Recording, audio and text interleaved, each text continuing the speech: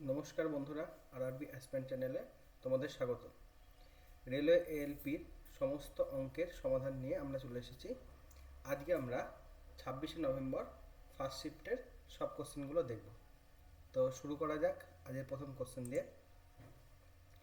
প্রথম কোশ্চেন বলেছে 12 সেমি ব্যাসার্ধের একটি নিরেট ধাতব গোলককে গলিয়ে 2 সেমি ব্যাসার্ধের কিছু ক্ষুদ্র গোলক তৈরি করা হয়।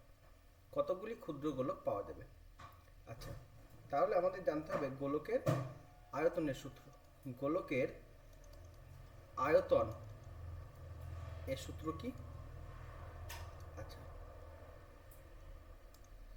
গোলকের আয়তনের সূত্র 4/3 পাই আর কিউব। ঠিক আছে। আচ্ছা, এখানে 4/3 পাই এইটা কনস্ট্যান্ট থেকে যাবে। তো আমরা যদি r³ করি তাহলে পেয়ে যাব। তাহলে এখানে আমাদের কি করতে হবে? সব থেকে সহজ পদ্ধতি, আমরা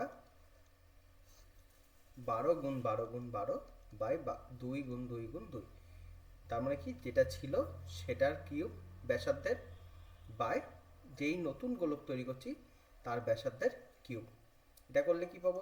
2 দিয়ে 6, 2 দিয়ে 6, 2 দিয়ে 6, 6 × 6 × 6 = 216। Option A right answer. ঠিক আছে, পরের অ্যান্সারে যাই। পরের কোশ্চেনে সঞ্জয় তার মোট আয়ের 20% বাড়ি ভাড়া দেয় এবং অবশিষ্ট অর্থের 70% পরিবারের জন্য ব্যয় করে। সে যদি 1800 টাকা সঞ্চয় করে তাহলে তার মোট আয় কত? আচ্ছা, আমরা ধরে নিই তার মোট আয় ছিল 100%, তার মধ্যে থেকে বাড়ি ভাড়া দিয়েছে কত? 20%। তাহলে অবশিষ্ট থাকলো কত? 80%। এখানে বলেছে অবশিষ্ট অর্থের 70%, অর্থাৎ এই যে 80%, 80% এর 70%।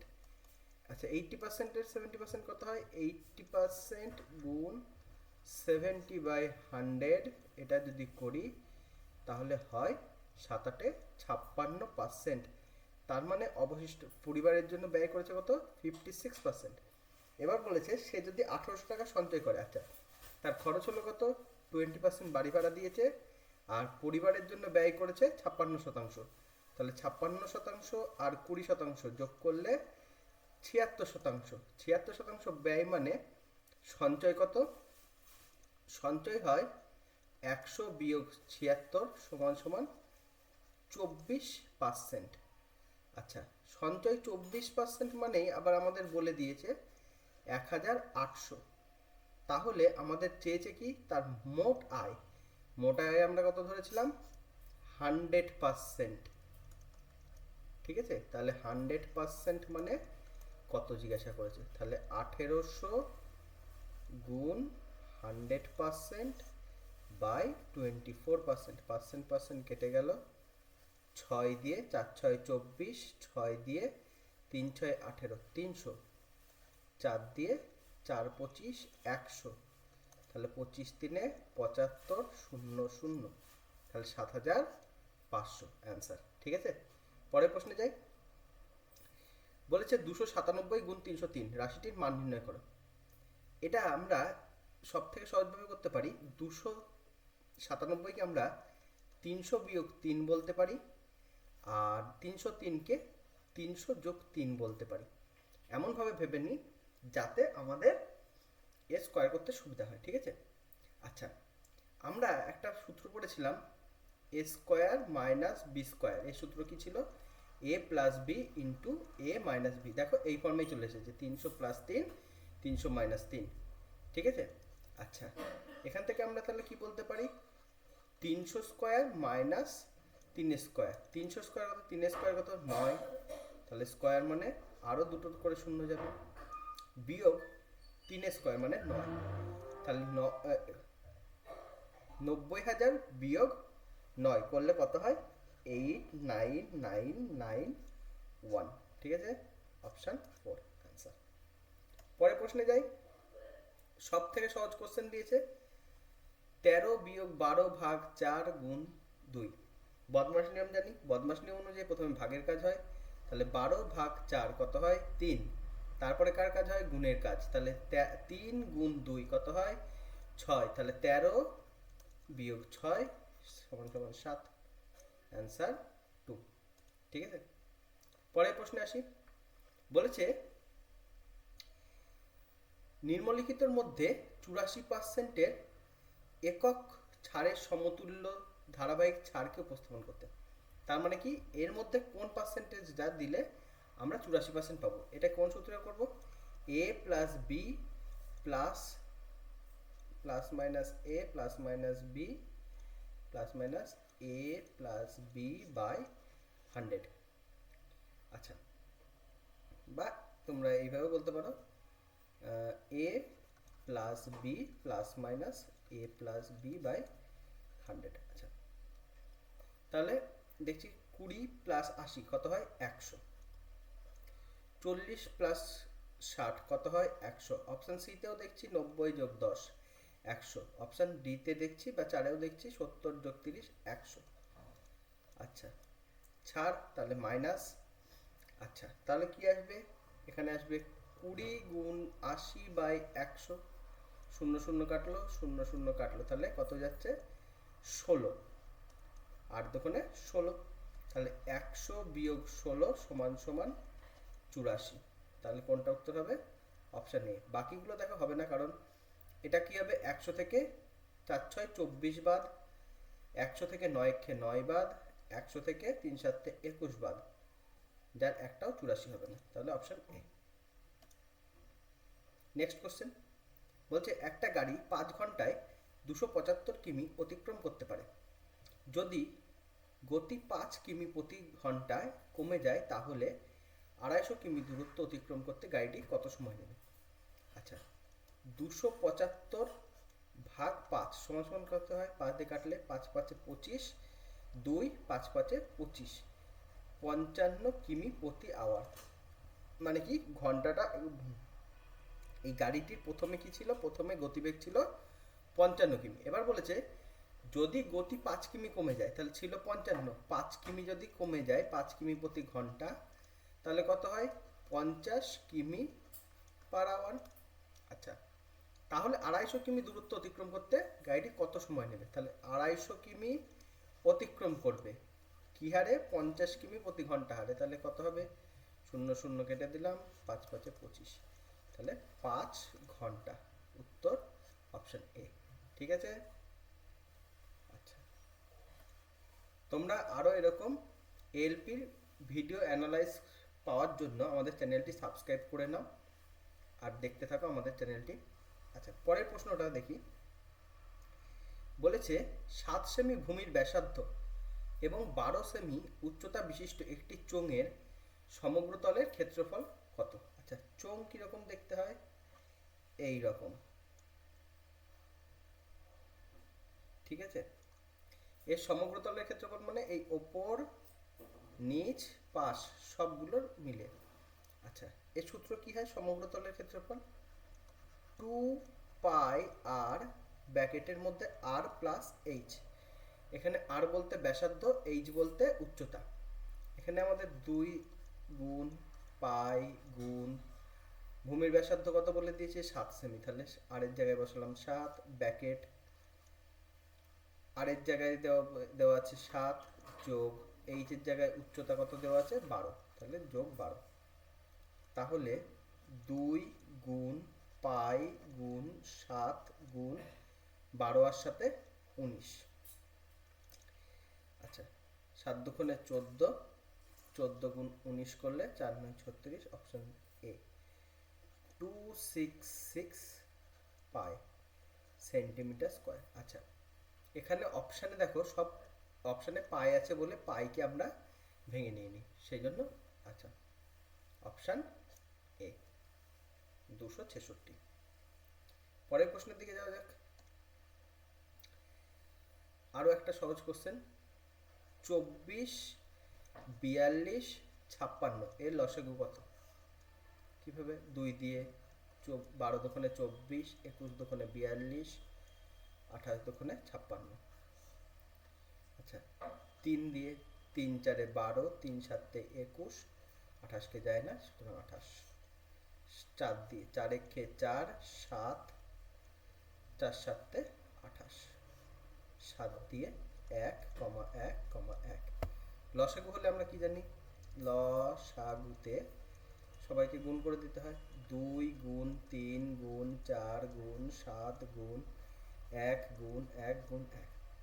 আচ্ছা, 1 সাতেক্ষে 7, 4 7 28, 28 দুগুণে 56, 56 গুণ 3 168। তাহলে লসাগু কত, 168।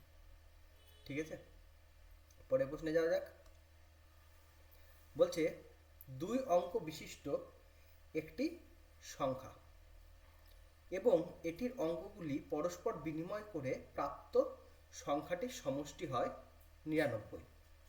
যদি সংখ্যাটির অঙ্কগুলির অন্তর 5 হয় তাহলে দুটি অঙ্কের সংখ্যা কত হবে? আচ্ছা, বলতে চাইছে যদি সংখ্যাটা হয় ধরো এক্স ওয়াই, ঠিক আছে, তাহলে তার অঙ্ক বিনিময় করে দিলে সংখ্যাটা হবে ওয়াই এক্স। যেমন ধরো আমরা যদি লিখি 41, তার অঙ্ক বিনিময় করলে কি হবে, সংখ্যাটা 14, এইরকম। আচ্ছা, এবার বলেছে এই যে এই দুটো যোগফল বলে দিয়েছে 99, মানে 99, আর বলছে x মাইনাস ওয়াই মানে অন্তর 5। আচ্ছা, তাহলে আমরা যদি অপশান থেকে দেখি কাদের বিয়োগফল 5 আছে তাহলেই পেয়ে যাব একটা ভাবে। আচ্ছা, 8 থেকে 3 বাদ দিলে 5 হয়, তাহলে এটা হতে পারে। 6 থেকে 1 বাদ দিলে 5 হতে পারে 5, তাহলে এটা হতে পারে। 8 থেকে 1 বাদ দিলে 7 হয়, তাহলে এটা তো হবেই না, আগেই বাদ। 7 থেকে 2 বাদ দিলে 5 হয়, তাহলে এটাও হতে পারে। ঠিক আছে, আচ্ছা এইবার আমরা অঙ্কগুলো যোগ দেখব। আচ্ছা, তার মানে আমরা যদি এক্স ওয়াই যোগ করি তাহলে কি হবে, 99 হবে। যেমন এখানে 41 আর 14, এখানে 1 আর 4 যোগ করলে কত হয়, 5 হয়।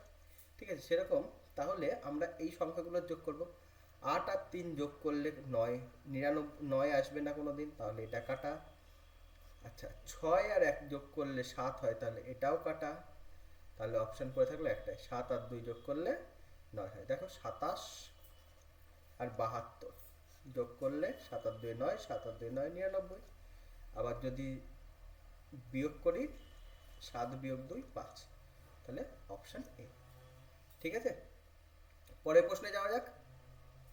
আচ্ছা, বলছে 1 থেকে 70 পর্যন্ত কত শতাংশ সংখ্যার একক স্থানীয় অঙ্ক 1 বা 7 হবে? আচ্ছা, 1 থেকে 10 পর্যন্ত যতগুলো সংখ্যা আছে তার মধ্যে এককের স্থানে 1 আছে কোথায়, 1, আর 7 আছে কোথায়, 7-এ। তাহলে কটা সংখ্যা পেলাম, দুটো। 11 থেকে 20 পর্যন্ত কটা পাবো, এককের স্থানে 1 আছে 11-তে, আর 17-তে 7 আছে, তাহলে এরকম সংখ্যাও পেলাম দুটো। তাহলে 21 থেকে 30-এ, 31 থেকে 40, 41 থেকে 50, 51 থেকে 60, 61 থেকে 70, সবগুলোতেই কটা করে পাবো, এখানে 21 আর 27, 31, 37 এরকম করে প্রত্যেকটাতেই কতগুলো করে পাবো, সরি দুটো করে পাবো। আচ্ছা, তাহলে 1 2 3 4 5 6 7, 7 জায়গায় দুটো করে পাবো। তাহলে মোট কতগুলো হচ্ছে, 14টা। 14টা এরকম সংখ্যা পেলাম যাদের মধ্যে আমরা এককের স্থানে 1 বা 7 পাবো, 1 থেকে 70-এর মধ্যে। এইবার এটাকে কিসে নিয়ে যেতে বলছে, শতকরায় নিয়ে যেতে বলছে। আচ্ছা, 1 থেকে 70 পর্যন্ত সংখ্যা কতগুলো, 70টা। তার মধ্যে 1 বা 7 আছে কতগুলোই, 14টায়। তাহলে এটাকে শতকরায় প্রকাশ করলে গুণ 100। তাহলে 0 0 কেটে গেল, 7 দিয়ে 7 দুগুণে 14 সমান সমান 10 গুণ 2 সমান সমান 20। তাহলে কত পার্সেন্ট, শতকরা 20%। ঠিক আছে, বুঝতে পেরেছো? পরের প্রশ্নে যাওয়া যাক। বলছে যদি একটি সুষম বহুভুজে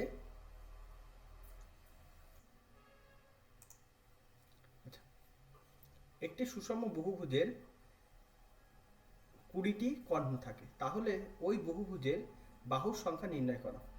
আচ্ছা, বহুভুজের বাহুর সংখ্যা কিভাবে নির্ণয় করব? কর্ণ দেওয়া থাকলে কর্ণ এর সূত্র হচ্ছে n minus n into n minus 3/2।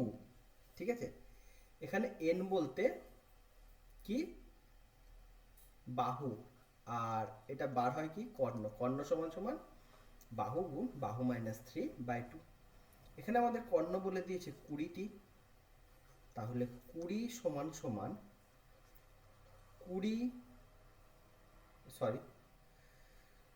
n মানে বাহু গুণ n মাইনাস 3/2, তাহলে এটা এইদিকে চলে আসে গুণে, তাহলে 40 সমান সমান এটা 3 হবে,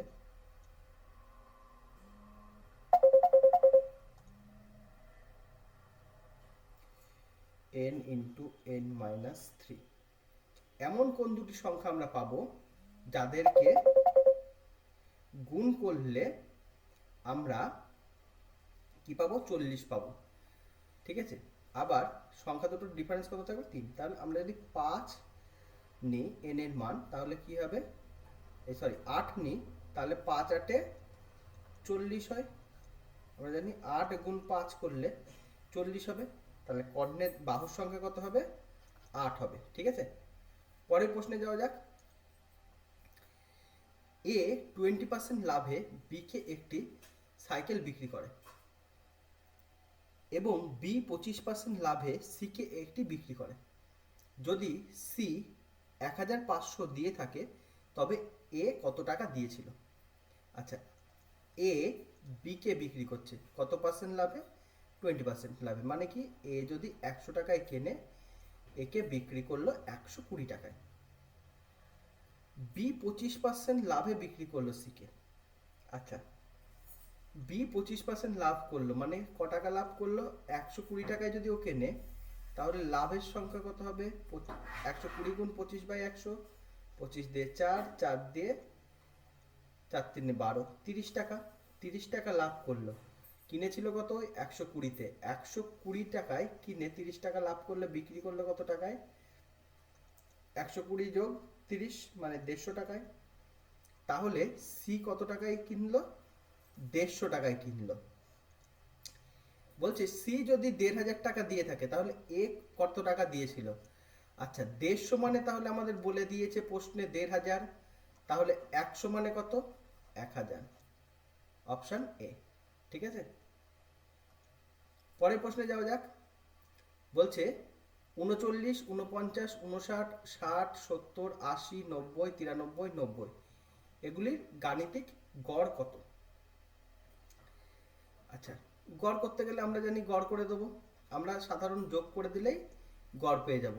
39 যোগ 49 যোগ 59, ঠিক আছে, যোগ 60 যোগ 70 যোগ 80 যোগ 90 যোগ 93 যোগ 90 যোগ করলে 3 9 9 18, 3 9 27, 27 আর 3 30, 30-এর শূন্য হাতে 3, 9 9 18, 3 9 27 আর 3 30, 30 আর 3 38,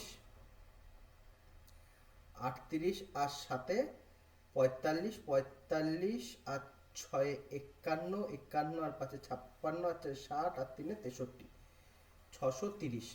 কতগুলো ডাটা আছে? 1 2 3 4 5 6 7 8 9, তাহলে মোট কত? 630। কতগুলো আছে? 9টা, তাহলে 7 9 63, তাহলে 70 কি গড়? কারণ আমরা কি জানি? যোগফল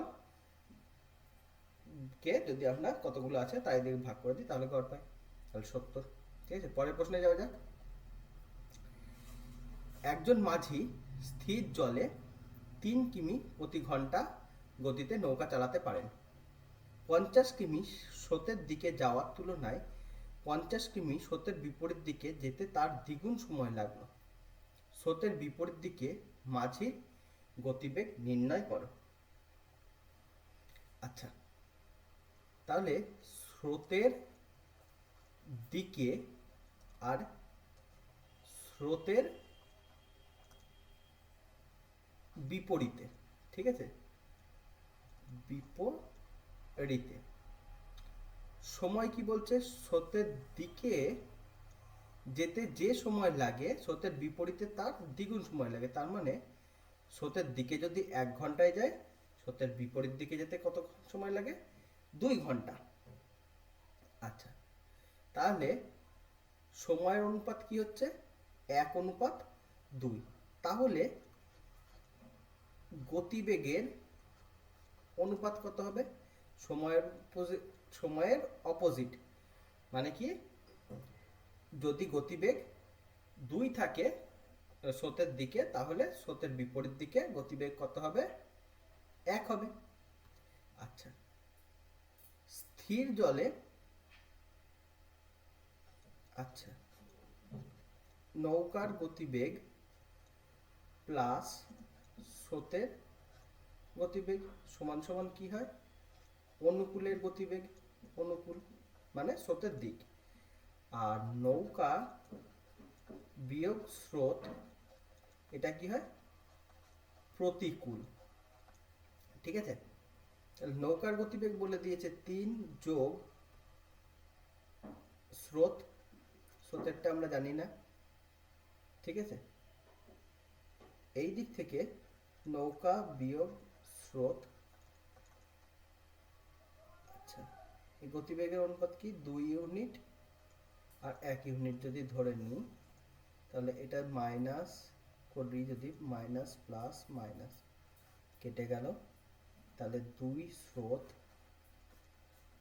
সমান সমান 1 ইউনিট, তাহলে স্রোত সমান সমান হাফ ইউনিট, মানে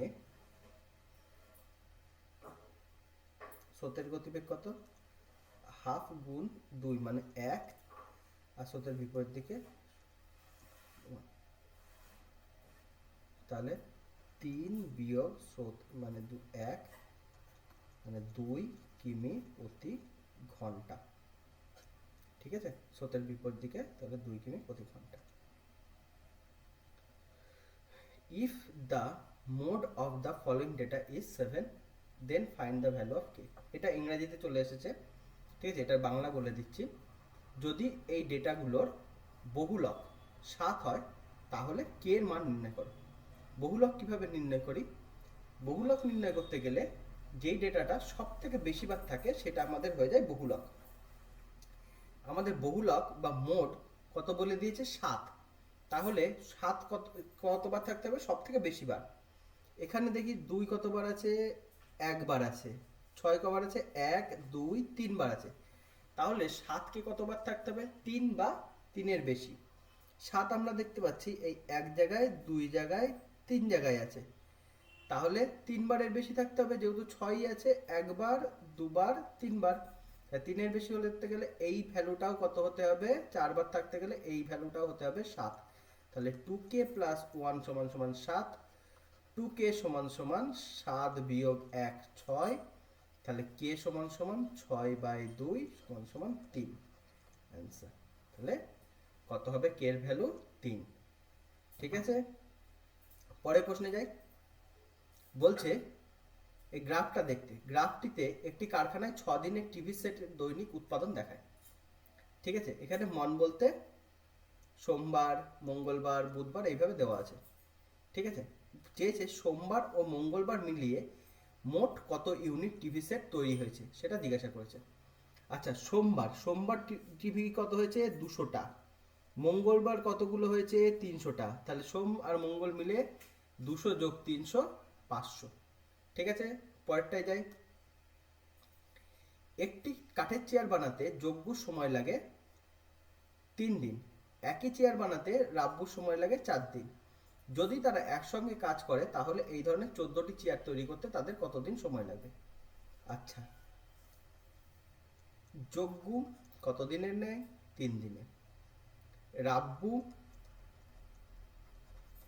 কতদিন, 4 দিন। তাহলে এদের এলসিএম কত, 12। তাহলে 4 আর 3, তার মানে এরা দুজন যদি একসঙ্গে কাজ করে তাহলে, আচ্ছা 3 দিনে একটা চেয়ার তৈরি করে, তাই তো? তাহলে চারটে 12 দিনে 4টে চেয়ার করে, আর এই 12 দিনে 3টে চেয়ার করে। তাহলে এরা দুজন যদি মোট একসঙ্গে কাজ করে তাহলে 4 আর 3 4 যোগ 3 সমান 7টি চেয়ার করবে 12 দিনে। প্রশ্নে চেয়েছে এই ধরনের 14টা চেয়ার তৈরি করতে হবে, তাহলে 14টা চেয়ার করতে কতদিন সময় লাগবে? 7টা করতে 12 দিন, তাহলে 14টা করতে 24 দিন। উত্তর সি। ঠিক আছে, পরের প্রশ্নে 0.002 ইন্টু 0.5 এ সরলীকৃত মান কত হবে?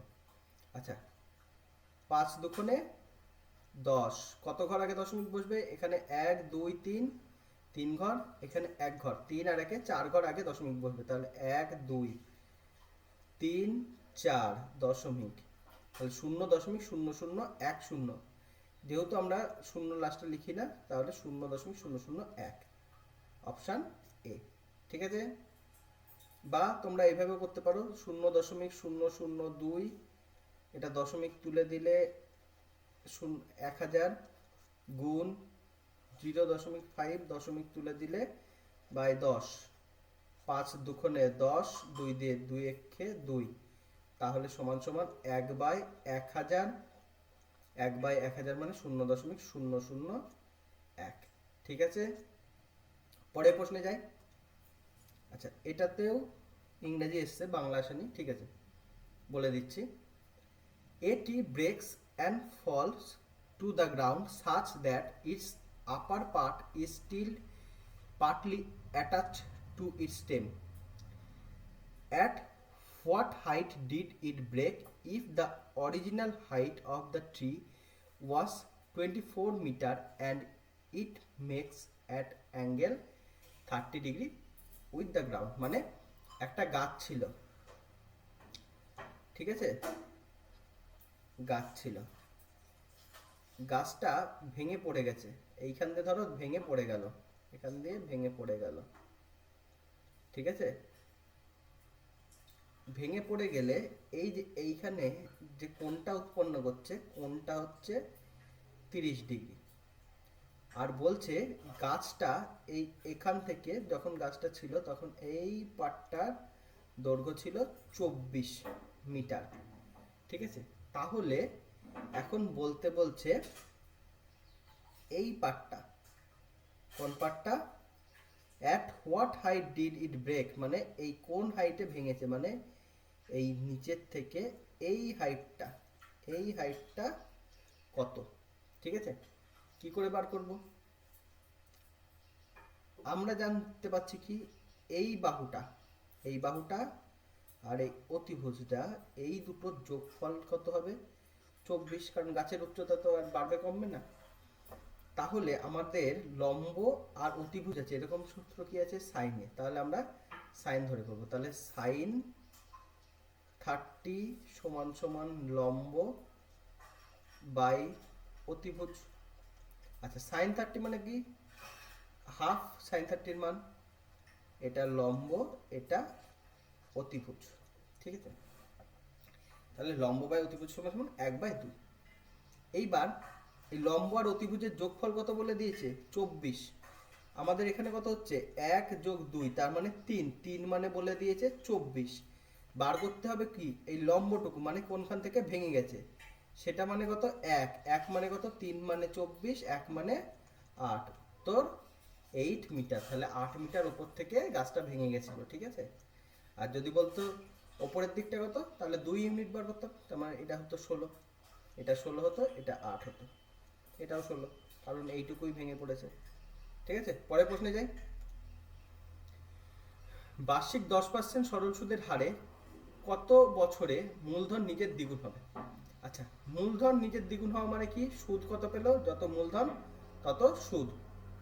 আচ্ছা সময় বার করব কি করে? সুদ গুণ 100 বাই মূলধন গুণ সুদের হার। 100 দিয়ে 100 কাটলো, 0 দিয়ে 0 কাটলো, টি সমান সমান 10 10 বছর। ঠিক আছে, কিভাবে করলাম? সুদ সমান সমান আসল গুণ সময় গুণ শতকরা হার বাই 100, এই সূত্রে। ঠিক আছে। আচ্ছা, আমাদের এলপি 26 তারিখ ফার্স্ট শিফটে এই অঙ্ক কটাই ছিল। তো কীরকম লাগলো ভিডিওটা জানাবে। আর সব শিফটের অঙ্ক ও অন্যান্য সাবজেক্টের অ্যানালাইসিস পেতে আমাদের চ্যানেলটি সাবস্ক্রাইব করো, লাইক করো, শেয়ার করো। কোনো অসুবিধা থাকলে কমেন্টে অবশ্যই জানাবে। ধন্যবাদ।